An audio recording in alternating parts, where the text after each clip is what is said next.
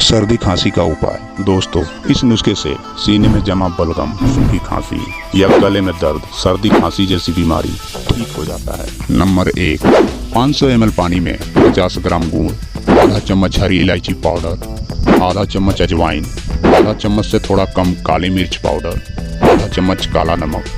आधा चम्मच पिसी हुई अदरक मिलाकर 2 से 4 मिनट तक धीमी आंच पर पकाकर इस पेस्ट को बनाकर रख ले और रोज सुबह गर्म पानी के साथ 1 चम्मच सुबह 1 चम्मच शाम को सेवन करने से सर्दी खांसी, सीने में जमा बलगम, सूखी खांसी या गले में दर्द जैसी बीमारी ठीक हो जाता है।